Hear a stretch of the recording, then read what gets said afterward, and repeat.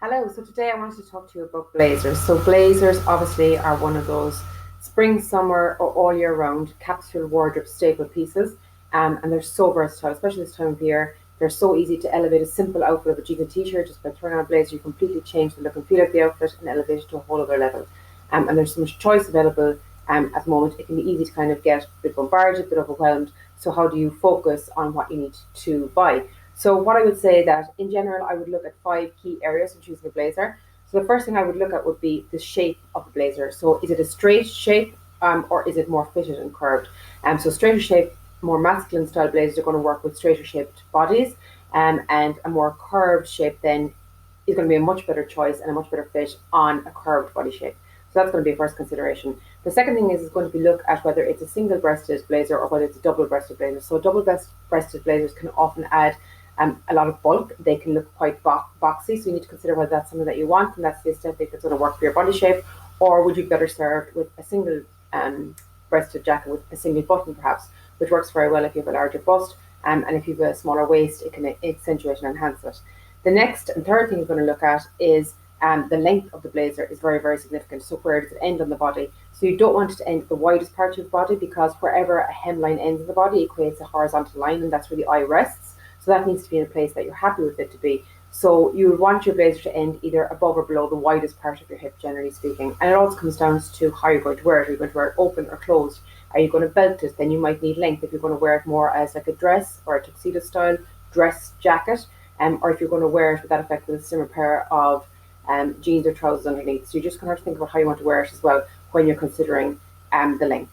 The next fourth thing you're going to look at is going to be the design features of it. So what do the lapels look like? Are they oversized? Are they slim? Is there a collar? Is it a notch smaller collar? Is it larger collar? Is it collared completely? Are there shoulder pads?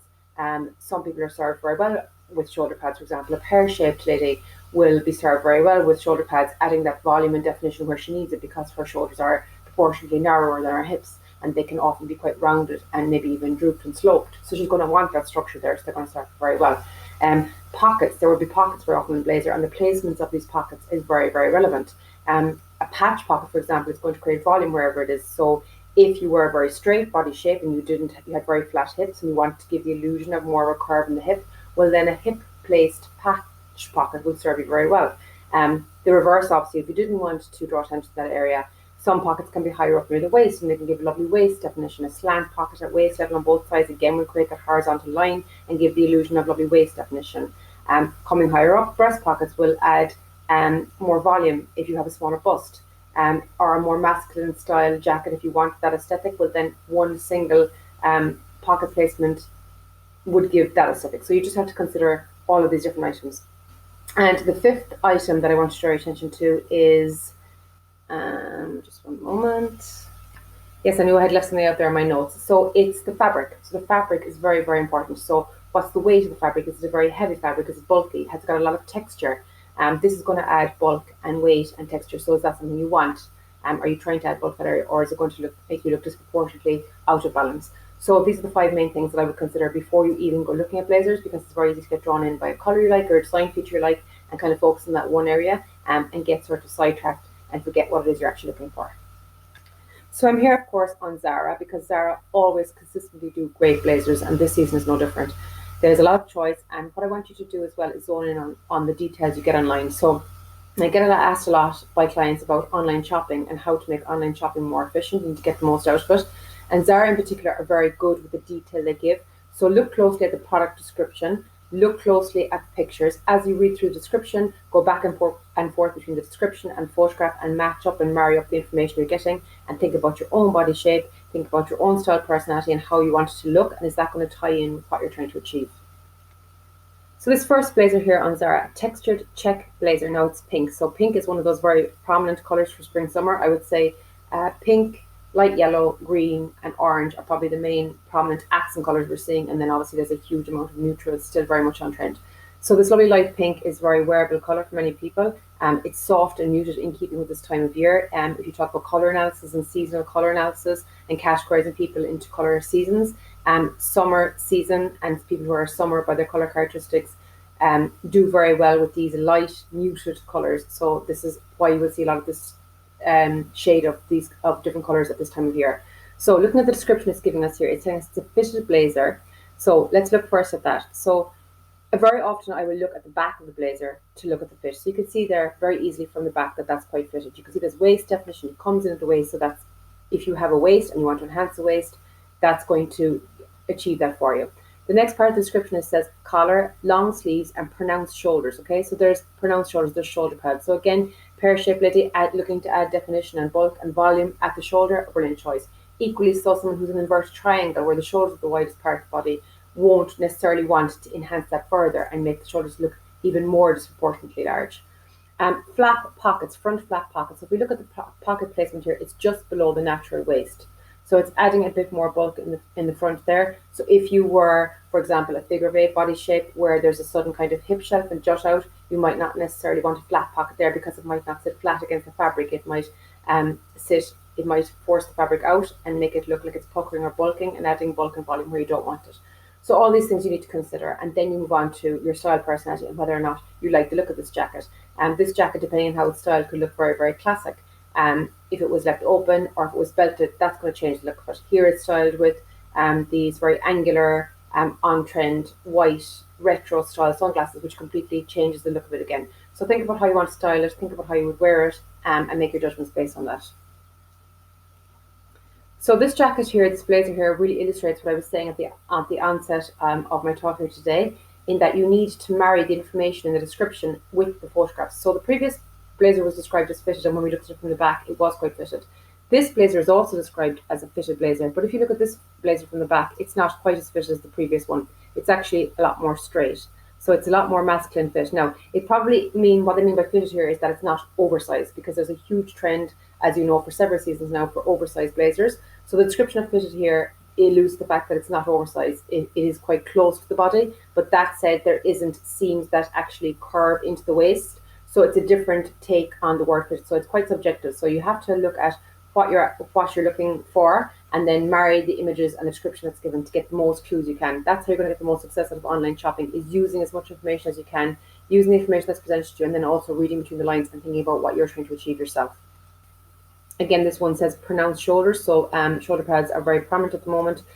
If you want that, that's brilliant. You can also remove them if you didn't want them to be more prominent, or have someone do it for you.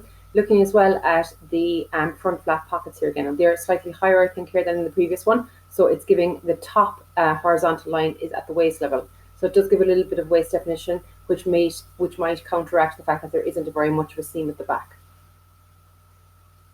Most of these blazers here as well actually are described as having a lapel collar. So that means that the collar itself is actually quite small, but it's the lapel that does the talking. The lapel is the part that's taking prominence in the upper part of the jacket there. So I found two blazers here that are both described as double-breasted, and I want to show you the difference and why, again, it's so important to marry the information that's in the description with what you see in the pictures with your eyes before you. So this is described as double-breasted, and this is traditionally what we would call double-breasted, where there's 4 buttons lined up, and it's giving a very boxy shape. So if you don't want that, and you don't want to look boxy, and you feel like you already look boxy and you don't need to enhance that, then you're going to avoid a jacket like this. It's a more relaxed fit than we've seen the previous ones, and it is a lot more straight in shape, so it's going to work very well in a straight body shape. You'll see here as well that there is no shoulder pads gone here, and there's no major pronounced structure in the shoulder, so this is going to be a good choice for an inverted triangle. It's going to soften the natural width and the strength of the shoulders of the inverted triangle. They tend to have very strong shoulder line. It's going to soften that, and this straight shape is going to work very well on a straight body shape. That is the case in an inverted triangle. So if we take by comparison this blazer, which is also described as double-breasted, you will see there's a clear difference in the placements of the buttons here. They're going at almost a horizontal line, so it's actually drawing the eye in and creating the illusion of a horizontal line in the jacket, even though there isn't actually one sewn in.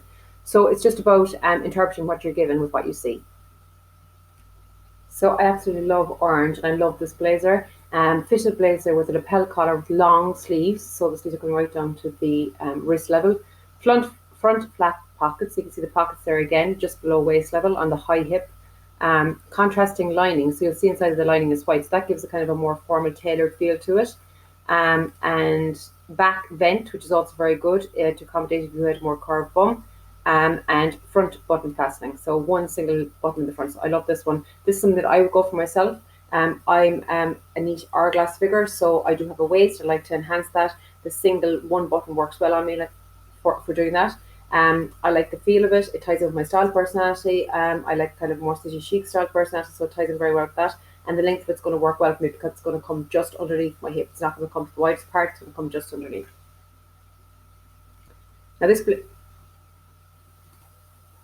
blazer here is a great example of a straight blazer that's described as a straight blazer and actually is. So you'll see the difference when you look again at the back. You'll see that there is no great seams sewn into it. It's quite straight in the back. It's quite a masculine fit. You can see there's no inward curve. So this is going to work very well again with straight body shapes. If you have a waist, you want to show that waist, and if you wear a jacket like this, you will lose it and you'll end up looking larger than what you are. However, if you have a straight body shape and you like the aesthetic of this and you plan on wearing it as a more slouched piece, because slouched tailoring is very much on trend. It's an accent piece. This is a piece you would add in after you've got the basics right, and you want to just inject something, a piece, a bit of personality and a bit of color into an otherwise simple outfit. So I'm going to leave it there for today. We could stay forever on Zara because there's so much blazer choice. But I think I've given you enough there to give you enough guideline if you are thinking about choosing blazers, about what way to think. I think you should always start in terms of what works for you in theory for your body shape. And after that, you can then move on to what you actually like and what you're drawn to and how you plan using them in your wardrobe.